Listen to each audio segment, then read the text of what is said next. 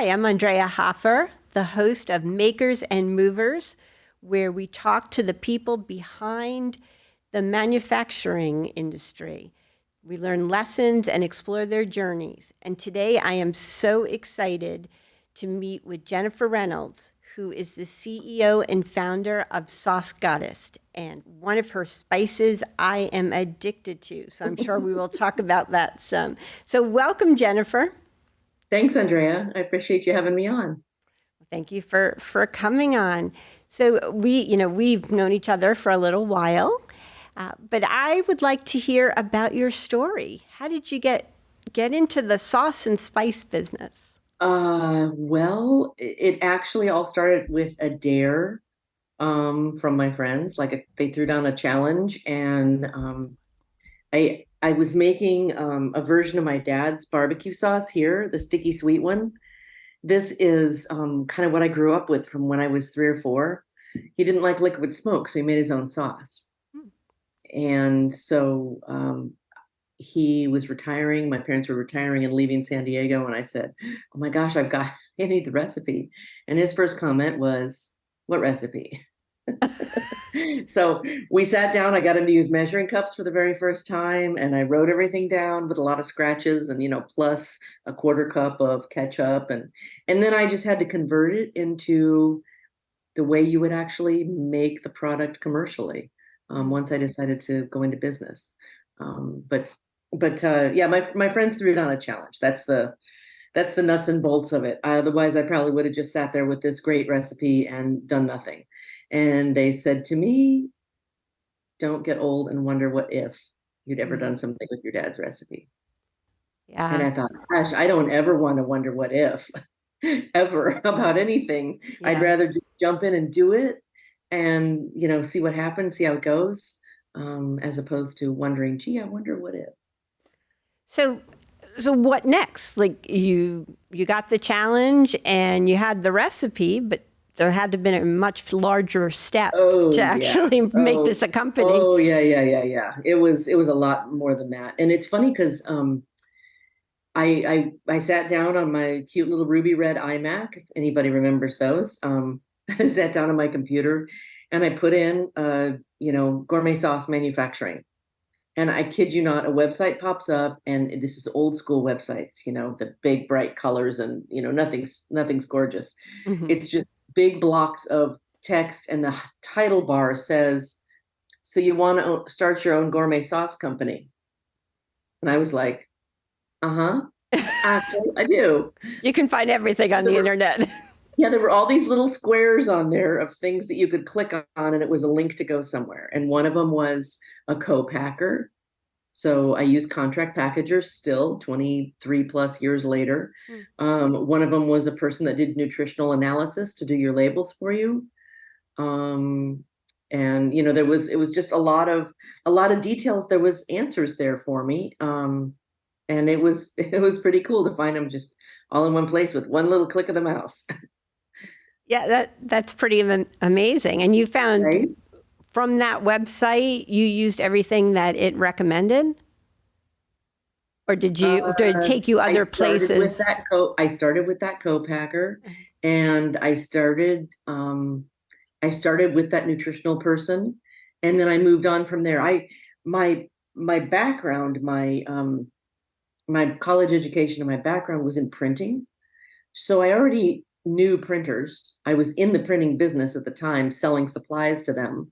So I already understood the distribution network, printing, sales, labels, legal repercussions of not doing things right, sort of that kind of thing, because I had that business background. And so I just went for it.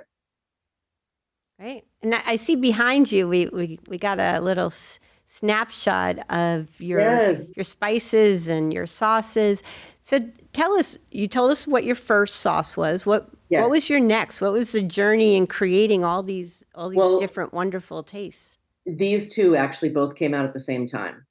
Sweet. So, sweet and spicy and sticky sweet, these are like sister sauces. This one is totally mild, and this one has a little less sugar and cayenne pepper in there. So they're almost identical except for the heat amount. There's just a little more salt in the spicy one, a little more heat, and a little less sugar. And then from there, it evolved. I went to the big and tangy black pepper sauce, the one with the black label. That was my next one because I thought I needed a steak sauce, so I called it steak sauce, which is so funny. That's one of the ones that one has evolved. The label has evolved over the years from one to another, and all of my products has always been vegan. So everybody at these, I would do these vegan and vegetarian events, and they would be like, "Why do you have a steak sauce?" So I was like the only idiot out there with a vegan steak sauce. This Well, is before there was meatless meat, I was you just know? going to say now it makes Yeah. sense with the meatless meat. Yeah, now it might make sense. Yeah, but back then, no. So yeah, and then Sweet Red Devil came later. The one with the red label, that's a sweet habanero sauce. That one's just fantastic for wings. It's great for dipping pot stickers. It's spicy, and it's won 5 awards for us. Wow. Yeah, yeah, sweet and spicy. One of the originals. That's won 3 awards. The black pepper sauce has a couple. Our mop sauce, the last and newest sauce here. This is a marinade and mop sauce. This is like for basting, for doing using pulled pork, and can add ginger and sesame oil and make like a teriyaki sauce that's low salt. Because this is super low sodium, only 55 milligrams. It's like really low for Wow. a sauce. Now, I know that there is a lot of culinary experience in your family, whether it's professional or just because they like to Yeah. cook. Can you tell us a little bit about that and how that may have inspired, besides just your dad's sauce, but inspired you to go into this business? Yeah, my mom has always been a cook. She's a recipe cook. So she breaks out the recipe, she follows the recipe. That's what she does. My dad is the opposite. He was a creative cook, so he would get in the kitchen and, oh, I think this would be good together. And there's several recipes on my website actually that are his that I grew up with. And there's a couple that are my mom's actually. But I've sauce goddessized them, I've added sauce goddess to the mix, of course. Yeah. And so, adding a spice or adding, something else to make them my branded, stuff. But it's interesting because cooking to me, it's such a creative outlet. And I think for a lot of people, it's a chore. It's something they don't enjoy. And for me, it's how I'm creative. So I enjoy, it's like a painter with an empty canvas is me with a refrigerator full of ingredients that I haven't decided yet what I'm going to do with.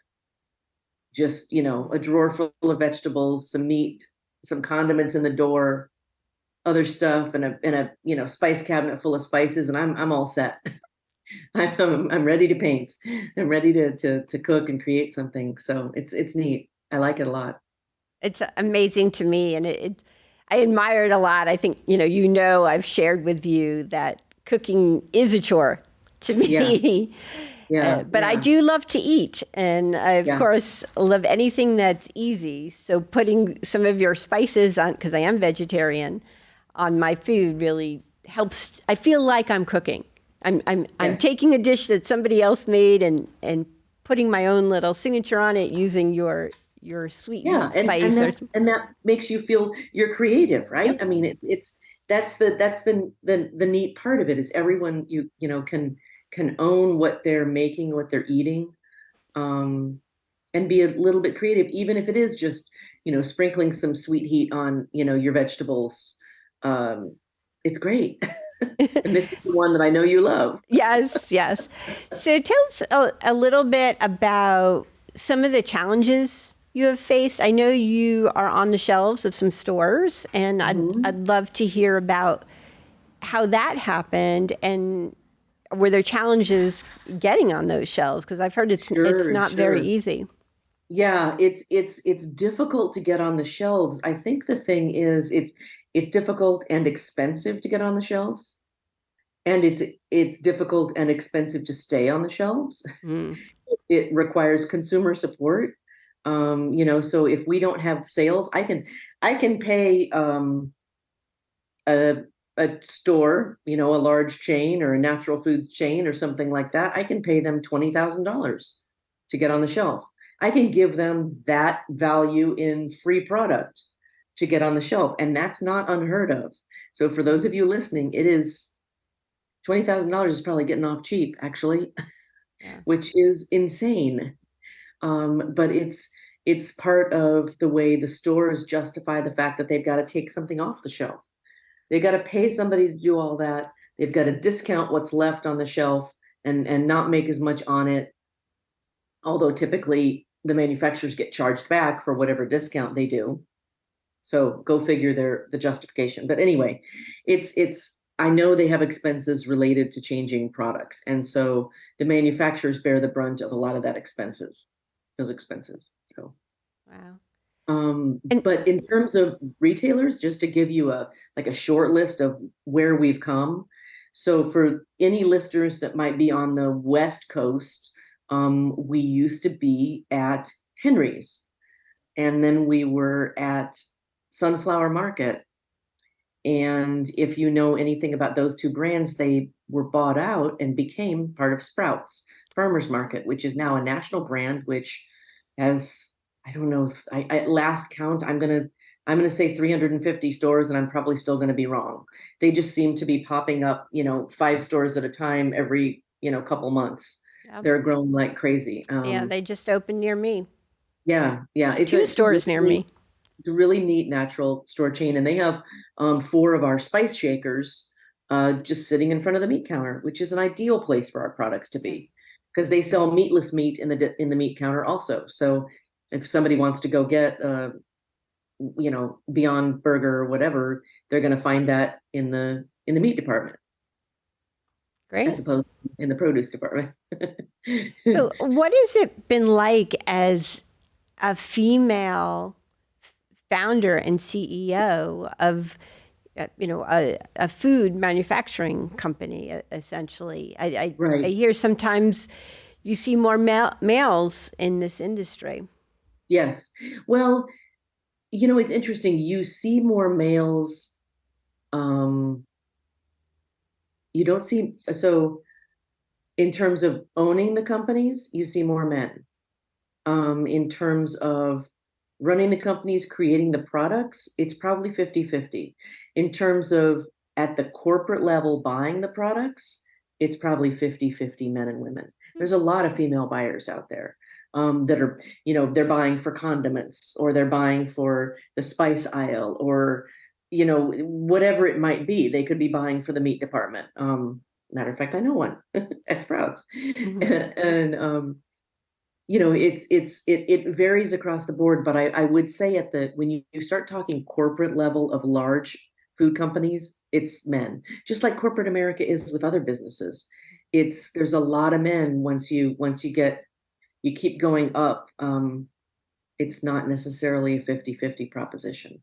I will say, being a woman-owned brand, we just put the woman-owned logo on our products starting a couple years ago. I don't know if you can see that, Yeah. but that is it's licensed by WeBank, which is the Women's Business Enterprise National Council, and they certify women-owned businesses. And one of the interesting statistics that I found is that women are buying like more than 85% of the consumer packaged goods in the country.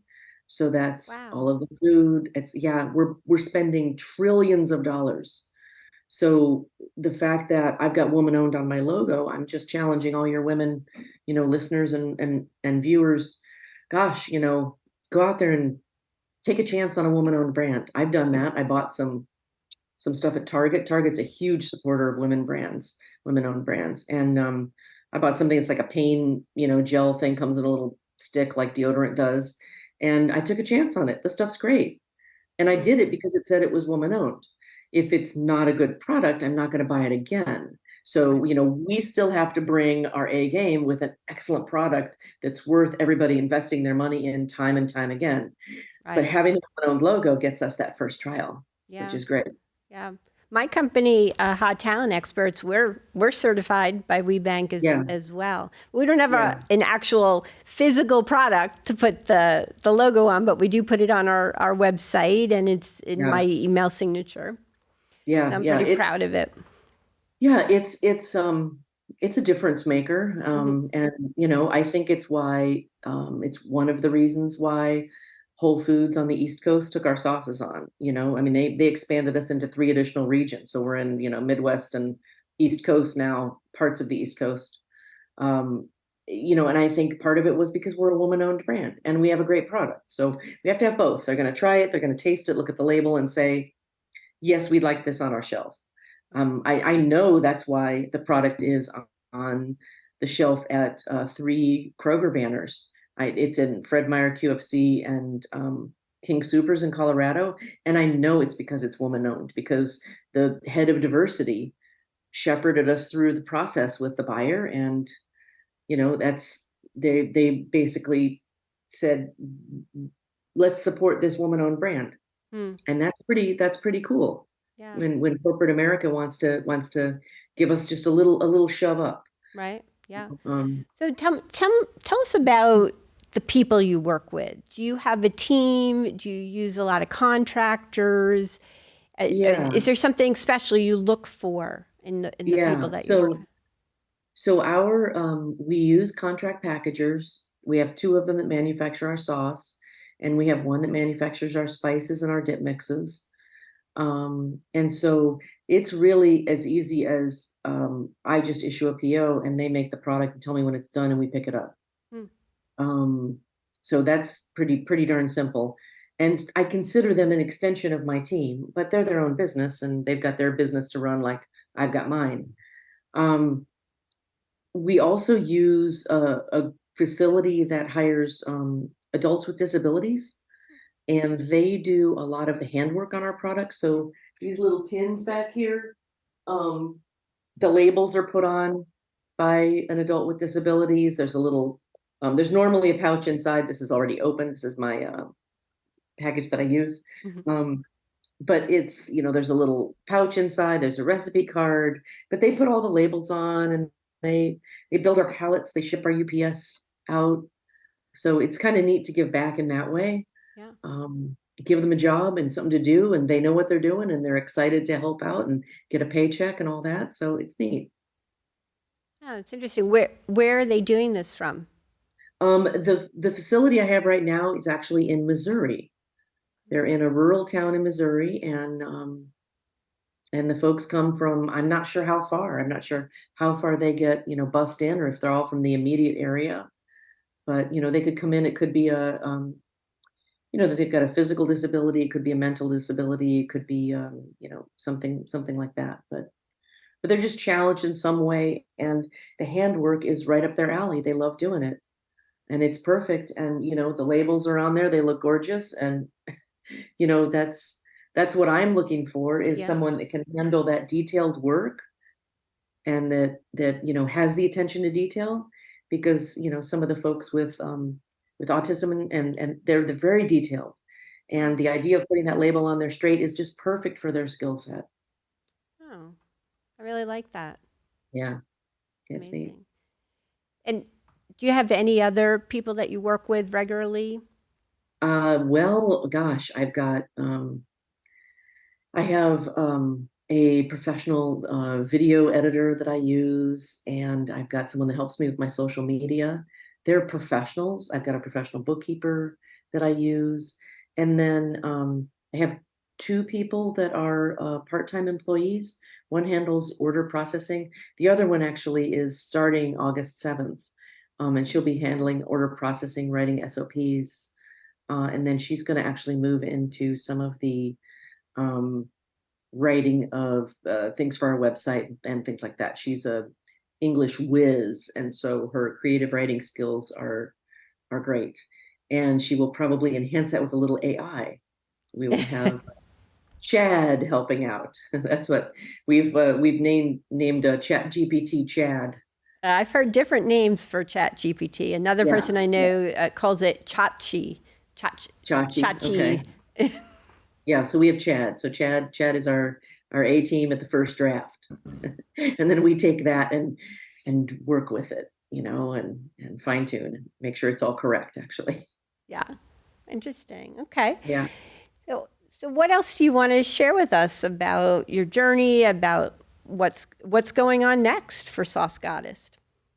Well, I've got a couple of ideas. I have a lot of ideas all the time, but I have a couple of specific ideas that I'd like to work on. And I don't want to talk about them yet, because one of them I'm working on, I don't see anything else on the market in the natural space at all. There's only one other product I've seen that's anything like this, and it's not all natural like ours are. I mean, I didn't even mention, but the thing that makes us really different is there's actually, see if I can hold this up to the camera.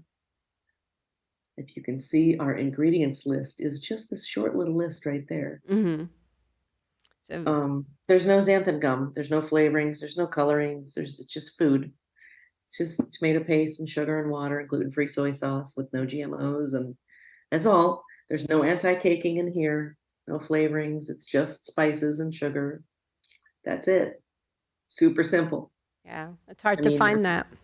it's really hard, even in the natural segments. If you go to the markets and you'll see organic sauces, and they're using organic xanthan gum, organic natural flavorings. How do you do maybe not organic natural flavors, natural flavorings? So they're Whole Foods approved, but they're still flavorings. It's still like a 55-gallon tote of something that 2 drops equals the real thing.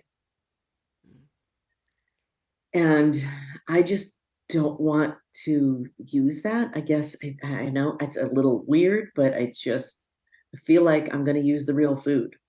If I want the flavor of, brown sugar in something, I'm going to use brown sugar. If I want the flavor of, our sauces actually used to have sherry wine, and I used to go to a winery and get wine and pick that up. And it was a pain. It was expensive. It was time consuming. It came in 5-gallon pails, and I just didn't want to substitute. So I took the wine out, took the sherry wine out of the product. Wow. Because I didn't want to substitute with a flavoring. It just seemed weird to me that someone in a lab coat somewhere created something that's natural. It just doesn't seem to match, you know. I So, don't know. how often do you cook? You personally? Every day. Every day. Every day. At least one meal is from scratch in a day, whether I'm creating something for breakfast or it's dinner. On tap for tonight is meatloaf. Even though it's a beautiful day outside, I decided to make meatloaf. So we've got meatloaf with big and tangy in there. The black pepper sauce is delicious with beef, and it's going to be our ketchup-y stuff on the top of the meatloaf. So anyway, yeah, but I just get creative, and it's really super fun. And that's not the business side of the business. The business side of the business is, growing and scaling your business, and that's the tough part. Getting people to understand what we do and why we do it, and who we do it for. So I don't know. It's the business side. Yeah, the more I talk to leaders who make things that you eat or make things that you use, there seems to be some sort of artistic inspiration, something behind it. And that's that drives them. That's the passion. And then when it comes to the actual business side that you're talking about, well, how do I make money with this? How do I get people to understand my story? That's where the challenge comes in, and maybe not the part that you really love, right? It's not the reason Right. you got Right. into it. So how do you keep yourself motivated? Well, so it's interesting you bring that up, because one of the things that I have been doing is I do a lot of cooking videos. I do a lot of recipes. And the reason I do that is I want to help people know what to do with what we make. So they will get some joy out of it. So they'll use more eventually. So they'll buy more, give more to their friends, whatever they want to do with it.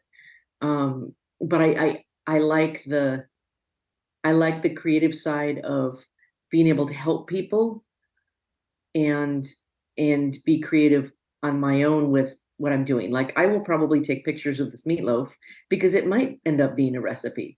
If it's gorgeous and I'm making it, I'll take a few shots of, the veggies on the meat and mixing it up with the eggs and, all that nonsense that involves meatloaf. But I do that, and then, if it helps somebody make meatloaf sometime, great. If they're just going to do their own thing and, buy meatloaf at the store that's pre-made because they've got so much stuff now that's just ready to go, or buy meatloaf mix in, Whole Foods or whatever and put it in a pan and top it with some big and tangy sauce. It's really good. There's stuff you can do like that, I can do, give people, ideas. Great. Well, thank you. Well, we're Yeah. coming to the end of our episode here. But if there's one thing that you can leave with us for somebody who may be thinking about launching their own food product or a CPG product, what would be one pearl of wisdom you'd love to Oh, share? oh my gosh. Do your research. Do your research on the industry, do your research on the products, and have people other than your friends try it out. Find people you don't know to try your product and give you an honest opinion of what it's like. Because your friends are going to love anything you do because your friends love you. And your family is going to love what you do because they love you, and they may or may not be giving you an honest opinion of the product that you hope to launch. And so you need to do your research. And I did some research and I didn't do enough. And there have been stumbling blocks, like the big tangy steak sauce was the first iteration of the big and tangy black pepper sauce as it's known now. But it, stuff like that happens. And had I done the research a little bit more diligently, maybe I wouldn't have made quite as many mistakes. But you know, you learn from Um, everything, whether it's, Very yeah, true. Very true. Well, thank yeah. you. Thank you, Oh, you're welcome. Jennifer, Thanks, so Andrea, much. for having me on. It's been wonderful talking with you, and I appreciate you taking the time and being Yeah, with us yeah, today. absolutely. So Yeah, thank you. thank you very much. You And bet. and thank you to everybody who's listening. We appreciate you tuning in, and we hope that you get some pearls of wisdom from our leaders in manufacturing, our makers and movers. They've all had a journey, and they're willing to share it with us. Thank you.